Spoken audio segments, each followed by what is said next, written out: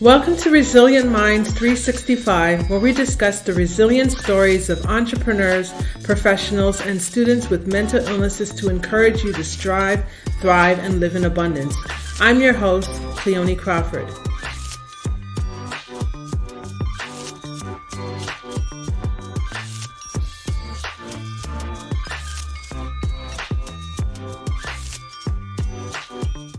Welcome to Resilient Minds 365, where we discuss the resilient stories of entrepreneurs, professionals, and students with mental illnesses to encourage you to strive, thrive, and live in abundance.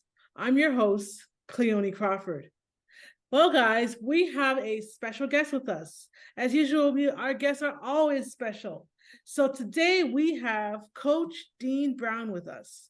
Who is Coach Dean Brown?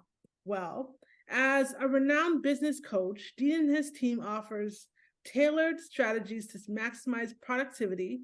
They empower you to overcome tech talent challenges and enroll 5 to 15 new clients in 90 days, merging mindset and automation for high-ticket lead generation. Catering to motivated professionals, they provide solutions for lead generation, sales, and revenue scaling, empowering you to reach beyond $50K per month. Their methods guarantee success, backed by a 100% money-back promise. They employ M.A.C.R.O.S method to align your mind, body, and spirit, guiding you to create an authentic 7-figure business. With that said, I now present to you Coach Dean Brown. Coach Dean Brown, how are you doing today? I am almost perfect. As a matter of fact, the effort to restrain myself from being perfect is what's wearing me down. I'm being facetious. I'm happy to be here. It's so good to be with you again, Cleone. I really enjoy your company and your humor. And I just figured I'd throw a twister in there to get things started because everybody needs something to work towards. And you know what? You're in the right place where you are now. You're not in the wrong place. You're not doing the wrong thing. You are where you belong. And that is near perfection. So I'm not wrong. That's awesome. That's awesome. Thank you. So, Dean, how about you, Coach Dean? Tell us a little bit more about your profession, what you do, how you got started, and why you do it, everything. Well, it's ironic because I've tried to tell this story briefly all the time, but always in a different way, a different order. And I found the most effective way is to start at the beginning. So that's what I'll do. In my case, I was brought up by a military fighter pilot who had fought in World War II in a small town, 400 people in Northern Ontario, Canada. So it was lots of land, like what you see behind me. This is actually a shot of that area up there at a place called Melwell Lodge, which is where I do my corporate retreat. But anyways, so having grown up there, there was no internet, there was no cell phones. This is, back in the 60s and 70s kind of thing. And it was learn how to be a real man or wish you had, because there was always conflicts with the natives in the area.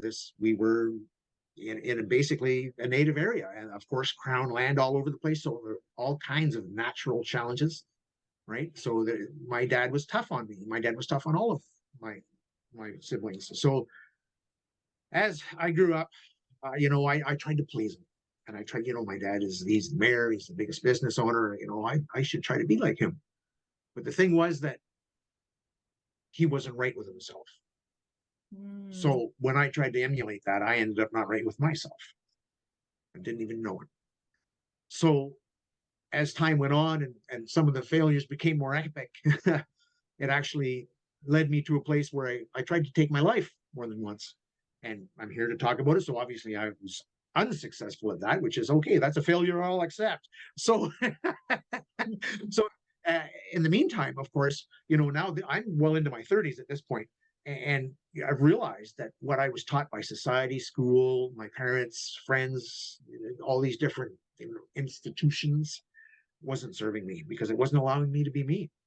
And that's what drove me to those depths. And my strength from all of that and my just absolute refusal to give up in so many dire circumstances actually allowed me to survive it and not keep trying to be, successful at what I was already a failure at. So, having said that, it's terrible for me not to share that with people, that experience, that ability to lose, choose to lose everything and then choose to gain it back again. And I've reached amazing, and I've been through bumps and bruises. It didn't take, it was a long time coming. I worked my bleep off, literally, figuratively, spiritually, all of those things. So many paradigm changes. And that's why I call myself the paradigm changer, because habits, the way I think, the way I speak, uh, the way I don't speak, if necessary, the various challenges that we face and how I face them now are so different, vastly different from way back when. And I'm still the same person.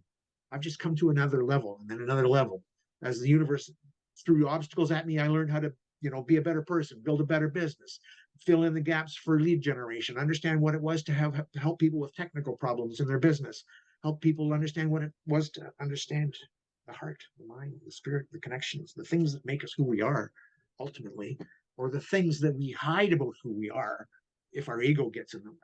So these are I got to open the gates of love, the vibration of achievement and abundance with myself in order to be able to help other people get there themselves. So that's where I am now. I'm just loving the journey. I'm having, being able to control your dreams is something. Being able to have your dreams come true is something even beyond that. It's what I've learned in my spiritual journey after being in the hospital for so long with cancer and surviving that and being, a survivor, which is what we're supposed to be, right? We're here to survive. We're here to live. We're here to understand the contrast between spirituality and physicality and the way that we're actually connected so deeply into that. So thank you so much for having me here and letting me say that. I really appreciate it. No problem. Perfect. So with that said, we're going to move right into the mental health part of this interview. So with that said, I'd like to know, what is your mental health diagnosis and when were you diagnosed? Well, that was a diagnosis of attempted suicide, suicidal tendencies, aggression, anger, um, withdrawal, social withdrawal, and tended to violence. So that was when I was, let me think now, that would have been 2010. So not that long ago. And, that was actually, I was 2010. What's that? We're 23. That's 13 years ago. So, I would have been in my late 40s kind of thing, early, getting close to early 50s. So that's a late time in someone's life to have that kind of crisis. Mm-hmm. A lot of people struggle a lot sooner than that. And I was belligerent. I didn't give up. Right. So it took me to a longer place, but a more powerful place when the time came to, for example, release suppressed memories. What an experience that was. But anyways, yeah, there you have it. Okay. So tell us more about your mental health story of resilience. What did you have to do to overcome? How did you walk us through the whole path and your journey? Well, I've been doing that since we've been speaking, or I've been blabbering along. That's Yes. essentially what I've been doing. Bottom line, seek help when you need it. Bottom line, don't think you can do it or should do it yourself, because that's, no man or woman is an island, and we are human. We came from the spirit, but we forgot how to be that pure. That's why we're here. We're here to have those experiences and learn those contrasts. And sometimes they're taught out of us, and our connection is lost. Our guidance is lost. So the path is individual in every case. I've known people that were, you know, struggled for decades before Mm-hmm. they made the decision to change, as opposed to myself, who I wasn't. Well, I guess I should say that about myself, but in a different way, because I felt I was confident in what I was doing. Meanwhile, what I'm talking about is other people being in a place where they knew they were doing it wrong. I felt I was doing it right, right. So it was one of those where if I'm doing it right, why isn't it working, right? And that's the thing that makes you wonder, like, okay, I was taught to do this, and I did that, and I was taught to do that, and I did that, and if I was among the top five or the top whatever. And so why is it so terrible?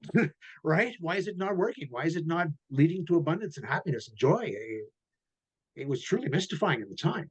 Now I understand it completely. But then it was like enough to drive me mad and try to take my life.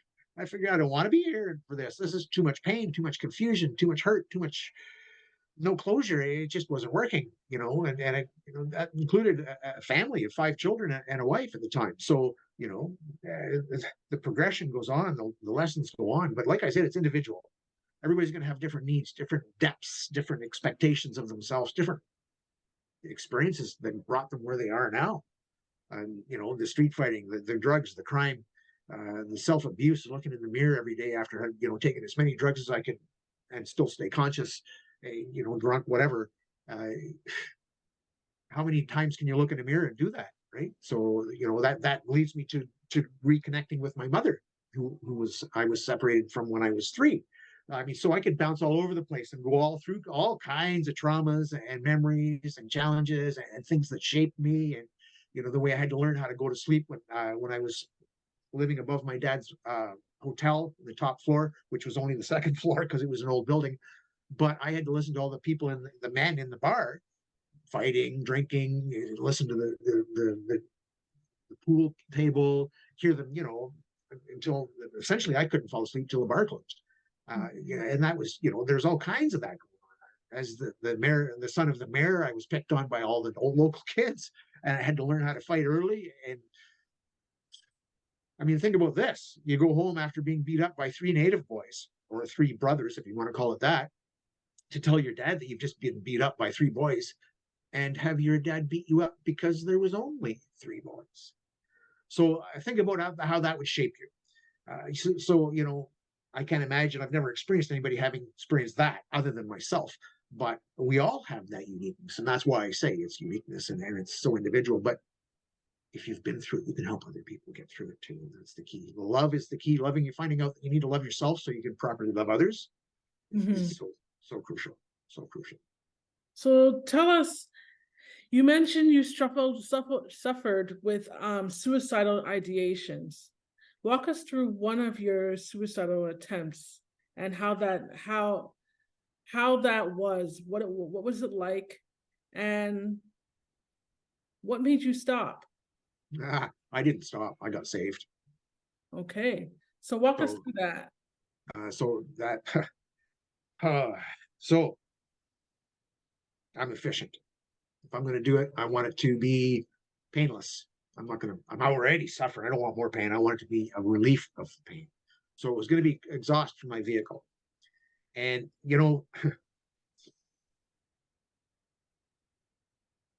don't want to glorify this. This is not why I'm sharing this, but I do want to warn people that, it's as easy as this. And so what I did was I took the shop back, the hose from my shop vac, the long, narrow one that would essentially fit that far, and you just close the window up to it, and boom, you've got a perfect exhaust. Run that hose from your shop vac to your exhaust, and you got 10 minutes, maybe 15 with the engine running. So at around the 12-minute mark, when I was already doing one of these, someone showed up and knocked on my window, and I of course gave them one of those and told them to go away. And well, to my visual perspective, they left, but they didn't. They called 911. So almost at the end, where there wasn't a whole lot of hope of saving me, they actually did save me.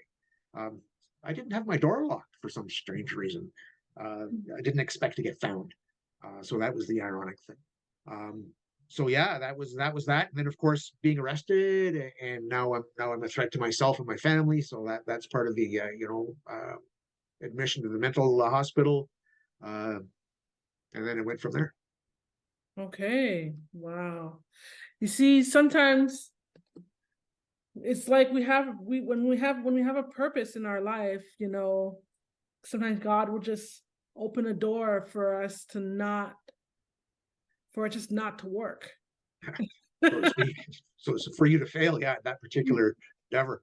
And thankfully, I mean, I've failed twice, so I'm so thankful for that. I mean, my children are thankful, my current wife is thankful. I'm thankful. My clients are thankful. My friends are thankful. So that means we're here with a purpose. We're here to fulfill one. And that was the thing that I cling to, is I knew that if the universe is going to save me twice, and I'm pretty damn good at causing things to happen, if I truly and want it to happen, then there's a reason that I'm not making this happen. Right. You know. Definitely, definitely. So my next question is, what did you have to do to overcome or bounce back from your low points? List all resources. Yeah, yeah. Well, I was my biggest resource. Determination, inspiration, commitment, intention. A realization that, wait a second, I put a lot of energy into getting where I was. I became the best at so many things, and it was just such a poison situation because I had to use aggression and, in some cases, violence to get there. And it stopped being worthwhile, and it stopped being fun. And so, on the opposite side of that, I realized, well, wait a second, I don't want to go through that anymore. I want to have some fun. I want to enjoy what I'm doing, be at peace with where I am and where I'm going, and so on and so forth. So, meditation, mindset, mindfulness, as opposed to mindlessness. So, mindlessness, if you don't mind me explaining, is a situation where, like 99% of the people on this planet that are exposed to social media, their phones, their overreaching governments, societal challenges of war, whatever, they're going to be in a place where they're experiencing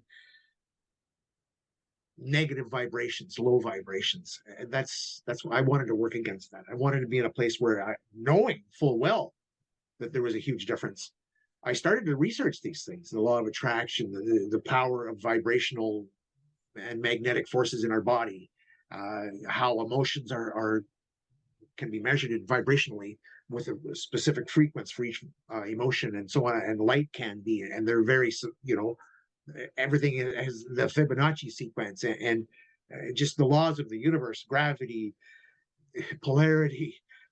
Oh my goodness, it just goes on and on and on. And there was so much to learn and understand, that because of where I lived when I was growing up, I didn't have access to that. I didn't even have a library that I could go to at any given time unless the school was open. Right. And it was just an elementary school. It was nothing. It was just, to grade 8. So, or the 8th grade for Americans. And so, there was no internet. There was no place to get information other than what I was forcibly taught by a father, that what he was like. Right. So when it was time to change that, it was a whole new experience of learning where to look, how to find, what to look for, what to reject, what rabbit holes not to go down, all the, what's real, what's not, what's a scam, what's not. Uh, the list goes on and on and on. And depending on how you were brought up to understand, I mean, you could almost say I was computer phobic. So I was around before computers became a thing. So I watched them become something from nothing. So, I watched that progression, and I found it intimidating. And yet here I am, if you would imagine that. I mean, here I was today creating this amazingly deep accountability program for my clients on Excel. And because of this AI component they were now learning about, it has been such a big bonus in our work and lives, because what an amazing tool this AI is. Now it can be frustrating, as you and I were discussing earlier, Cleone, but that's one of the great lessons about life, is that everything follows a pattern. Everything follows a learning curve. Everything follows the requirement of awareness so that you can make proper choices, to notice that you're noticing so you can make a choice that's different from the one that isn't working. These things that are so subtle and yet so easy to flip over and make something totally new out of, that was there the whole time. The energy was there the whole time. You're just transforming that energy. You're transforming yourself to have a new perspective on what that frequency should be by a simple choice. I'm not going to do that anymore, which, after you start to learn about negativity and positivity and the power of the difference of that polarity, you stop saying I don't want, and you start saying I want, and start using the difference, the opposite thing, the positive thing, the positive thought, the positive words, the positive actions, because you had a positive thought that was not negative. You can't have two thoughts at the same time. You can have lots of progression quickly. Yes, you can have that, but you can only think one thing at a time. So the challenge is this: you can also only feel one thing at a time. You can't be angry and happy unless you enjoy being angry. Right. Right. So having said that, the irony was I used to enjoy being angry and violent and aggressive and stuff. I wasn't satisfied if I didn't subjugate somebody else with some form of physical aggression to make them do what I wanted them to do. And that is such a terrible thing. And that was what destroyed my life. It became a poison in everything I did, and I couldn't allow it to continue. So the opposite had to happen. And that's when I started to understand how the opposites had been there the whole time. I just didn't see them. And that's the disaster that life can be, is the answer's there. It's not being hidden.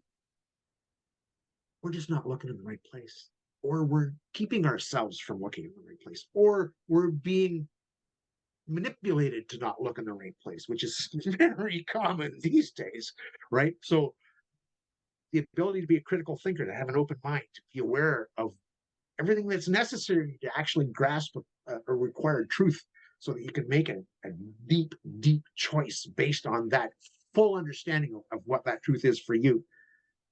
That is the transformation. That is the source, the resource. And it's not anything you can go down the street and get.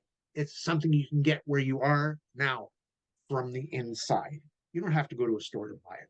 That's the problem. The answers aren't out there at the store. They don't exist online, unless you're watching me right now. But having said that, the truth of it is, my friends, brothers and sisters, this world is connected.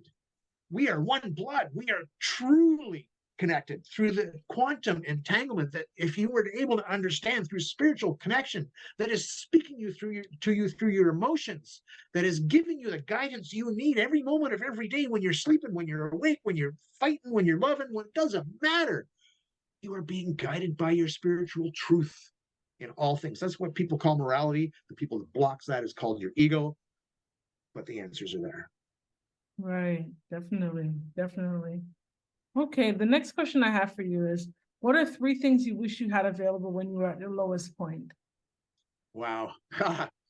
You know, I've thought about this many times myself. And I've been asked this question before, and yet the answer doesn't come easy, because at the time I didn't know. I didn't know what I needed. I just needed out. I needed the pain to stop. That's all I knew at the time. What would my resources have been? I had tons of resources at the time. Well, maybe not, because I had lost my job a while ago, and I had lost my pensions and savings, and wasn't yet skilled enough to properly run a business. So I had lost a lot of stuff again. So I was down to the bare minimum. There wasn't a whole lot left. And I felt that everybody was better off if I wasn't here dragging them down. So, that's a terrible thing to say, but it was the truth. And it is the truth for many, because I've been a mentor for people that wanted to commit suicide, that called me on the phone saying, "Hey man, I've got the gun in my mouth. What am I going to do?" I'm saying, "Whoa, here's a phone call I'm not going to hang up on. Stay in a strong signal spot and help this guy out." Right. So when you've been through it's transformational experience if you choose for it to be. But the thing is that transformation isn't going to be the same for someone else. It's totally different regarding who that is. So 3 resources, my goodness. 3 things that you wish you had available. Sure, yeah. 3 things I wish I had available. At the time I was rejecting everything that I had available because I wasn't true with myself. So truth to myself maybe at the time, but that would have prevented me from being in that situation. So I've conundrumized this many times through my head, and it's not an easy thing to answer, because it's so individual. And for me, I didn't have a clue. I didn't know. I was reaching. I just knew that I had to keep reaching. I had to claw my way out of that well. I just didn't matter if I could climb the walls or not. I just had to get out. And I mean, like, from afterwards, when I realized I had something to live for, and a purpose and a mission. That's what I mean. I had to get away from the stuff that was keeping me from that. So it was desperation without any. It was a long fight or flight, essentially, for the first quite a while. Just not even really knowing what to do. Just knowing what was right and wrong, and choosing from the tone. That at the moment was probably the most powerful thing. Okay. And what words of hope would you give to our listeners? What would you tell them for someone who's hopeless? All bullshit on me, but you are loved. People that know you love you. They might be a little frustrated with you at the moment, And there might be good reason for that. And I'm sure that that is something that everybody's aware of in the circumstance that you're in. But my brother, my sister, you are worthy. You are worth being here to share your story. If you're at that place, you've got something to share. It's been a shitstorm for you, and you got something to share. So there's power in that. What is that? Are you going to let that power destroy you, or recreate you? And with that recreation, is it going to be in another form of debauchery and anger and hate, or is it just going to be an awareness that you've only explored the dark side and the light side is just a choice away every moment of every day? So the choice is there, my friends, my brothers and sisters. If you need me, call me. Uh, if it's 3 o'clock in the morning, I don't know. I turn my phone off. So if it happens to be time zone wise that it's 3 o'clock in the morning, the odds of answering are low. Your best bet is to text me first. Tell me who you are and that you need help, because I get a lot of scam calls. So don't just call me out of the blue. I need to know that it's you calling and that there's a need for it. So a text saying I need your help. This is the number to expect to call, and then call so that I understand what's going on. It's not like a scam call. And I will be here for you. If you want to reach out to me online, I am so reachable in so many different ways, and I love that. So yeah, it's a powerful thing. Resources are, as much as they may seem impossible to reach or find or achieve, it's not on the store shelf. It's not in social assistance. As much as we may need that at the time, the answers, those things may help, they may not. I mean, when I asked for social assistance, they made me want to lose more than what I already had in order to qualify. So I had to be less of an individual in order to qualify to become more of an individual. So the system doesn't make sense in many cases, and I get that. And it is so frustrating and heartbreaking and irritating. And you want to drive a truck through the front door. I get it. Been there, done that. I get that feeling, man. I get it. But you got to hold true to yourself. What is the next step for you? I get you got to protect your family. You got to feed your family. I get that. And one guy I helped. He was going to take his life when his baby was 3 weeks from birth, his first child, and he didn't. Bottom line. And today, what a joy to watch him grow and to post about his business being successful and his family being successful and taking vacations. And that is why I was there. That is why you were here. You'll get that chance. You just don't know when. You just don't know how much. If you're not there to be available for yourself, you can't be available for anybody else. Love that. Love that. Okay, so we're going to take a switch in the interview a little bit. As you can see behind me, there are some books that say The Music of My Life. Okay. And those are my books that basically talk about music therapy and my journey with bipolar disorder. So with that said, I'd like to know, what type of music do you like? Oh, I'd even play a song for you if you want. I like heavy metal. I mean, heavy metal. Catch, being. The singer better be able to sing. I'm not into this growling, screaming stuff. You better be able to sing. Now, I don't mind some like that. That adds character and flavor to the sound. But if it's all that and I can't understand it, what's the point? I need to be able to understand it, or why am I listening, right? And it can't be just crazy noise. It has to be, the instruments have to be well crafted. The music has to be well blended. And a perfect example, as many people that don't like them, many people love Metallica. But they have a penchant for every song has a theatrical flow to it, like an opera. And many people that study or know opera, when they hear Metallica, say, "Wow, that could be an opera song."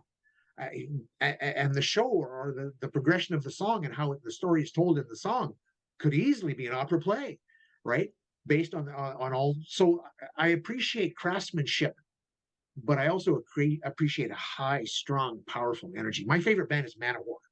And one of my favorite songs is called King. And it's about how we have to understand that. And he talks so many things about the law of attraction and how you just have to step forward and not be afraid to die, because that's not your choice. The choice isn't yours when you pass, right? Unless, of course, you choose to commit yourself to that path that I realized was wrong. But ultimately speaking, this is what always got me to that place of always being willing to start again the next day with a fresh eye, because when I stand up with purpose, all the people that are against me go, oh my God, he's getting up again. What am I going to do? Right? He's not staying down. And that's what made me get my dad to stop beating me, was when I wouldn't get down. I mean, I wouldn't stay down. I got up over and over again, and I said, you don't have to kill me to keep me down. And that's the last time he struck me. So, extreme. I apologize. Maybe TMI. I apologize. But truth bomb. Can't be denied the truth. And that's the thing that'll get you through. Truth. Okay.